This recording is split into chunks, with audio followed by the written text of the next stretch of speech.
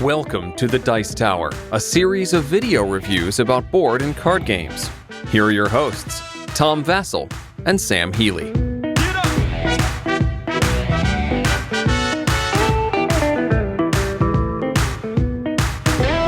Hey everybody, I'm Tom Vassell. I'm Z Garcia, hello. Sam Healy, welcome back folks.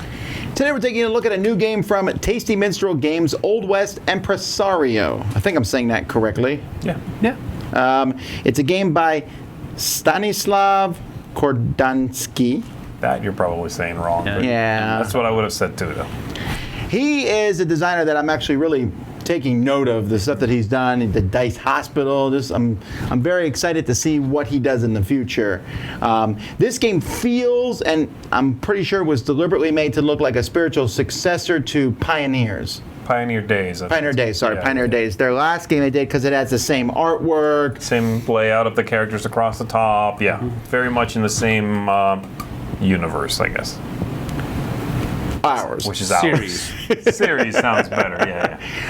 Well, I really like Pioneer Days a lot, so I had hopes for this one, especially when I saw that it was with dice and not rolling dice, but drafting dice. I like that sort of Well, thing. it would make sense also in that series. You're pioneering and now you're Settling. building up your town. Yeah. How much you want to bet there's a third game and they'll call it a trilogy? Next one, Town's Burning Down. Save it. It's a cooperative game. That would work. I'd play that. Let's take a look at this one. Sam shows how to play it. Okay.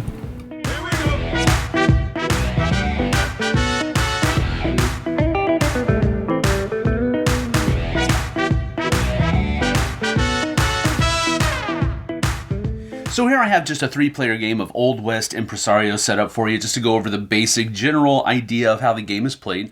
Now the game's going to end in one of a couple of different ways. The first way that it can end is if one person has no less than 15 buildings in their town. The other way is if the population pile runs out and the number of points, basically, because these are all worth victory points. The number of points that are in this pile vary with the number of players. With 3 players, there's 45 of these tokens in here. And so when this pile runs out, that's another way that the game can end. Once the game has ended, you simply use this scoring sheet to tally up the different points that you're going to get from these different constructions of towns and population and all that other kind of stuff. And then whoever has the most points is the winner. Now, the different ways that you can get points is how some of these buildings are going to be interacting with each other within the pattern that you're making of their town. For example, this carpenter here is going to be worth 4 points if it is surrounded by other buildings, and then it's also going to get plus 1 point for every purple building that is next to it. For example, if it has a church next to it, then it's going to be also plus 1. So it could have 2 churches next to it and be plus 2. So it just depends on where these buildings are going to fall within the pattern of the town that you're creating, how many points they're going to give you. You're also going to get points for population. You're also going to get points for these different abilities, or rather goals, that are up here at the top of the screen here. And there are a number of these. These are randomly chosen, and then its gold counterpart is matched with it. So the first person to do this gets 4 points, the second person gets 2 points, and so forth and so on. You're also going to be getting points for how much gold you have. 3 gold equals 1 point. So there's a number of different ways to get points, but let's talk about how the game actually plays. The first thing that you do each round is you take 2 dice per player plus 1, and you're going to roll them and then place the results out here on this number bar, so to speak. And so let's go ahead and do that. So the first thing you're going to do is choose one of these dice, and then you can either claim a tile from that column, you can discard a tile from that column in order to get 3 gold, or you can activate your town with that number.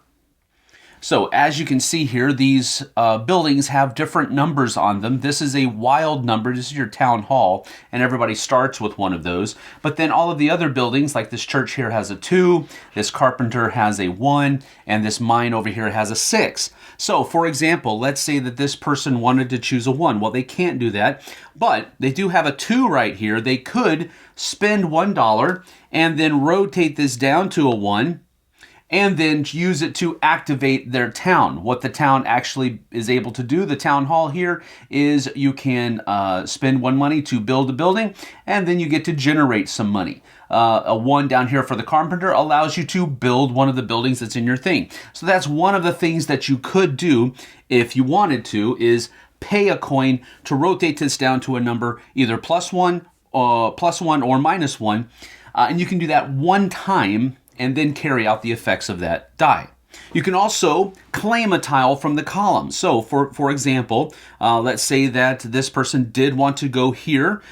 They can take this and then claim one of these tiles to go into their town. Now, the Scarlet here, the saloon owner, has a special ability, by the way. One side is a generic ability that everybody will have. So you can choose to play with everybody having the same ability, or you can choose to play with the other side up, which has varying abilities for the different people that you're going to choose. But Scarlet's special ability here says that you may re-roll your chosen die and gain $2. If you do, you may pay to change it. You may not pay to change it. So if she wanted to, she could roll this die and gain $2. She's going to go ahead and do that. So that's a 4. She's going to gain $2 for that. And now she's able to choose something from the 4 column, or she can just simply discard it to get $3 more. So if she wanted to, she could say, for example, take this and flip it so that it is in its under construction side, and then on a later turn she'll be able to possibly construct this and then flip it over, which would activate it. It is important to note that a building has to be constructed in order for it to activate. She could do that, or she could, for example, if she didn't want to take the carpenter and she didn't really want the undertaker either, because that is going to be -1 point at the end of the game, she can take this and discard it to gain 3 more coins, like so. And then the next person, Jake over here, is going to choose one of these 5s, and then he's going to take this warehouse and put it into his town. And again, that's going to be face down, where it is a grayed out version of the building, so that he can show that it is still unconstructed. And then it comes over here to Sister Josephine, and her special ability says when activating your town, you may pay 1 gold to activate 1 additional building. But she's going to go ahead and take this carpenter here, and she's going to take it and put it into her town, claiming one of these 3s as her thing. Now, the reason she's doing that is because the carpenter is going to give her +1 point at the end of the game if it's adjacent to a church, or adjacent to every church. So we're going to go ahead and try to get that started. It is early in the game, so we're going to go ahead and do that. And now it comes back to the first player, and we're going to choose to do another action all the way around the table. So after everybody has taken 2 turns each, there's going to be 1 die that is left, and that die is going to be able to be used by everyone to activate exactly 1 building in their town with that number. Now, it's important to notice that some of these different tiles have different kinds of scoring on them. For example, this icon right here simply means that this tile is going to score at the end of the game, and it doesn't have any in-game effect. This icon right here, the little arrowhead, says that this is going to have a one-time effect when you gain it, and then it doesn't have another effect after that. There are also some buildings, like this one right here, that has this X in the bottom. It means it doesn't have to be constructed. It's already constructed. It comes, it activates once, and then it's done. And then, of course, you have all of these other icons up here that, as we were talking about with the warehouse, that use some type of in-scoring ability. Again, the warehouse is one of those end-game scoring abilities that doesn't have any in-game effect. And basically, it plays over a number of rounds until one of those 2 game-end conditions are met, and then you do final scoring. Whoever has the most points is the winner. And that's generally how you play Old West Impresario. You know, these dudes here remind me of the Manhattan Project people. Is it the same artist? Yeah, it's the same graphic designer, I'm sure. I like that. I don't know what it is. I do too. Little faceless people. Yeah. It just works for the game. Although, in the right context, Nightmare Juice. Well, sure. Yes. But this isn't that right context. So I think the components for the game are good. Not anything to write home about. It's a bunch of tiles and dice. I had no complaints whatsoever while playing it. It didn't even come to my mind. Sure, I always think about components, though. It just I Tasty do Minstrel too, but either pretty because solid. they stand out or because there's something lacking. Right, don't detract. If they don't detract, it's good. I found these to be very good, nicely illustrated, good graphic design. Yeah. The symbology made sense after I played a third of the game or Absolutely. half a game. So My only thumbs up complaint there. about the components is the scoring pad has all the different buildings on, which is fine because you really do have to score them separately.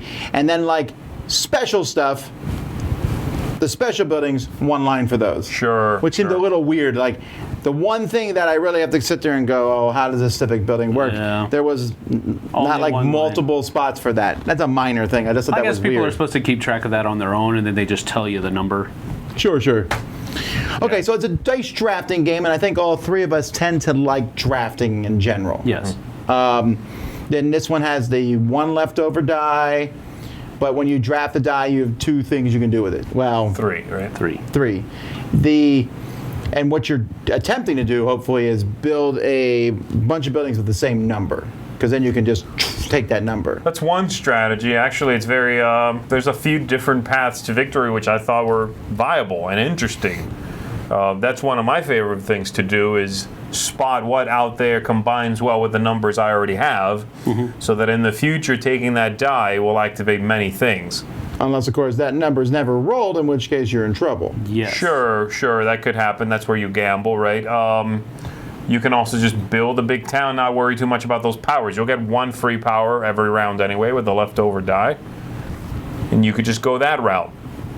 And of course, which buildings you take, how they combine, there's tons of depth there. That's probably the one that I like the most. Yeah. Is trying to find those buildings that work well with each other and just make sure that they're together. Right, not necessarily triggering the buildings, Right. but yeah, I like the in-game stuff Yeah. myself. And you were talking about dice drafting. I do like dice drafting a lot, but what I am not normally a fan of, is city building games. There are a couple I like. That's about it. And now there's one more because of this game. I don't know why you would like this one better than other ones. I mean, I like city building games, so this fits right in there with me. I think the simplicity of turns I like in this. I like that it has a Seven Wonders-esque vibe to drafting those dice. You can take the die, chuck it, take some money. You can take the die, activate buildings. You can just take the die and remove it and take a building under it. Deploy it. And I like that. It's there's such quick turns, and I don't know, the combinations of things, which is that main thing that bothers me in city building games. Here's a fountain. Next to the fountain, you gotta have red buildings. Next to the red buildings, don't have any purple buildings. That stuff is in this. Yeah. It just doesn't bother me here as much. Well, actually, if I was saying anything negative about the game, that's the one thing that I would say is a slight negative. I still like the game. Was I thought the scoring was slightly convoluted and not readily apparent. Like I couldn't look at my board and go, "Oh, that's how many points I have." Yes. Well, I mean, once I scored it out, it wasn't hard. Right. No, I was just trying to think back to during the game while we were playing it. I don't remember having that problem. Well, there's some buildings that you get points for empty spaces next to them. I think there's the churches or whatever. And then there's one that is next to this, and then I have to think, okay, when I put this here, I almost need like little lines up here on the table. When I put this here, blue, this happens. Game. Sure. But that's my only thing. Other than that, I did enjoy it, and I thought the buildings were thematically cool in nature. Yeah, linked together The in neat ways. saloon brings in people, or whatever they did. You know, they each one. Right. Also, by the way, you shouldn't build a whole pile of cemeteries in your town. Undertakers. Undertakers, sorry. I had more undertakers than people, so they were Yeah, they were not going to do so well, right? they were dealing with each other. We need something. Oh man, I'm very morbid. That's dark. Back to nightmare juice. That's dark. Yeah. All right, but yeah, overall I did enjoy the game. I found it was a good combination of mechanisms that we've certainly seen before. combined elegantly in this package. I haven't played with 2, but I suspect you have. I did play with 2. Is it a really fast 2-player game? Yeah, it was. No, I had no issues with that setup at all. It was interesting, played well, smoothly. The fact that you refill the buildings while you play is good, because as soon as you buy one, you play out a new one, and then you get down to your 1 die, you activate something. Early in the game, of course, it's that one building that activates with anything, right? Which I'm glad exists. Yeah, absolutely. You always do something, and then you chuck them again, put them out, it's such good flow. This one of the things I would also say about it is it comes with characters, and you can use a generic special ability or the different characters. There is no way on earth I would ever use the generic ones again. I really like the different special abilities. They really make you feel different than everyone else. This is a direct thing that the Pioneer Days this is not just Pioneer Days, but Tasty Minstrel has a lot of other games, Harbor and Harvest and things like that. They always have this generic special ability or the asymmetrical ones, and I love the asymmetrical ones. And in this one, not only were they thematic, but it was really cool. I could do something no one else can do. Yeah, right. That's one of the things that really popped about this game for me is those extra abilities that just make you feel different than everybody else. It's a really simple thing, and people always question why I'm so harpy on this one, I guess you could say, because but I really like the fact that I do something that nobody else does. It makes me different than everybody else. I'm not some vanilla character out in the Midwest, out in the Old West somewhere. I am this person that can do this thing, and I really like it when games do that. Right. I like the building Old West town theme. Unlike Z, I like the city building theme. It works for me. This one gets 1.5 thumbs up for me. I like the motif. I like the drafting a lot. I like the fact that I'm building my town. There's a little bit of interaction where you stole that town I wanted, or you activated a die that I needed. There are ways around that, though, and it never feels too crippling in that regard. And the art and everything, just for me, very, very solid game. Old West Empresario. Yeah, me too. I think I'm right there with you. I'm waffling between a full 2 thumbs up and a 1.5 thumbs up. I think I'm going to go with a 1.5. Strong 1.5. Cowboy hats up. What? That's right. Cowboy Took hats. it. Oh, it was a fedora. Never mind. This is, I very much recommend it. I think it's a strong offering. Perhaps a little samey if you play a lot of city building games. That's that could be that's a valid point if you do enjoy that genre a lot. If you don't, though, or you haven't explored a lot of them, this is a great jumping on point to that style of game. I would definitely recommend it for that. So yeah, 1.5 cowboy hats up. I'm gonna give it 2 first nails in the Undertaker's coffin. That means there's a whole lot more to go, and this has a lot of life in it. It's the first 2 nails. That's super thematic. There you go. So I really did enjoy it. I usually don't like city building games. This is one of the few city building games that I do enjoy. That's why I'm giving it 2 thumbs up, because I do really enjoy it. I like it for its simplicity, like Z was saying, and I also like, as Tom said earlier, that there's ways to work around. You don't feel devastated if somebody does something that you were about to do. And there's ways to work around it. There's other ways to score the points, and I like it when games are forgiving in that way. So that's why this one gets 2 thumbs up from me. All right, until next time, I'm Tom Vassell. I'm Z Garcia. Sam Healy. See you on the flip side, folks. Take care. Thanks so much for watching another Dice Tower video. If you enjoy our videos, subscribe to the channel for more fun, comprehensive board game coverage. Also, consider joining us at one of our events. Come to Dice Tower Retreat, a small, intimate gathering where gaming is king. Join us for Dice Tower Cruise, the largest board game cruise. Attend Dice Tower West in Las Vegas for gaming fun on the West Coast, or Dice Tower East in Orlando in sunny Florida.